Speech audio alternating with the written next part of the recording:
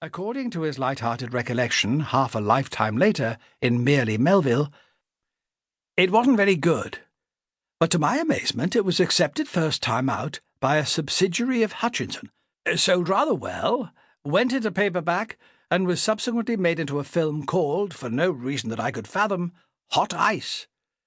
The film was quite terrible, and bore no relation at all to the original masterpiece. This is not quite the full story, since the publisher, Skeffington, was a small independent firm, and Melville also wrote a play based on the book, which was then adapted for film. The movie, starring John Justin and Barbara Murray, was released in 1952.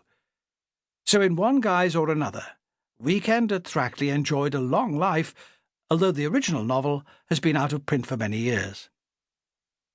Melville was modest about his crime writing, but Weekend at Thrackley changed his life. I had earned much more during the 3 months it had taken me to write the whodunit in my spare time than I could have earned in 3 years at my present emolument in the timber business. When his uncle proved reluctant to raise his pay, he resigned to become a freelance writer and performer. With the money from the sale of the film rights, he bought a bungalow and called it Thrackley. He rapidly wrote 5 more crime novels, including Death of Anton and Quick Curtain, both of which have been given fresh life in the British Library's Crime Classics series. But there were no more sales of film rights, and like many novelists before and since, he found that repeating an initial literary success and earning a good long-term living from writing fiction was at least as difficult as making the initial breakthrough. In 1936, he took a job as a scriptwriter in the variety department of the BBC, under Eric Mashvitz, who had himself dabbled with success in the crime genre, collaborating with Val Gielgud on several mysteries, the most successful of which was Death at Broadcasting House, published at around the same time as this book. Like many people who tried their hand at crime writing during the golden age of murder between the world wars, Melville had other priorities. For all his gifts in the field of light entertainment, he did not have the commitment to the genre necessary for a lengthy run as a published crime writer. But it didn't matter.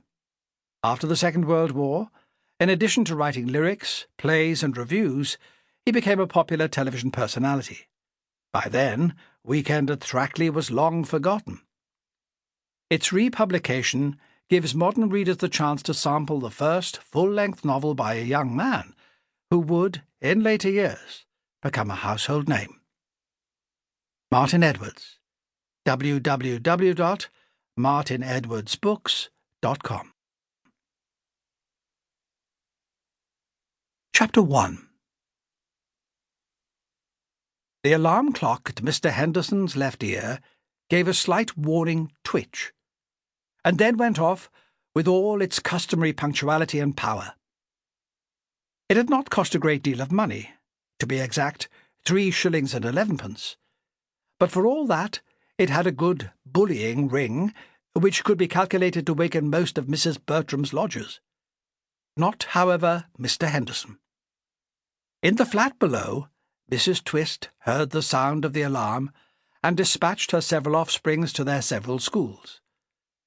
Even nearer the bowels of the earth, in the very bottom flat, Mr. Jackson started at the sound, bolted his second egg and his third cup of tea, snatched his umbrella and bowler hat from their places on the hall stand, kissed a good-bye to his wife, and departed at a steady trot in the direction of the 8:25 to town.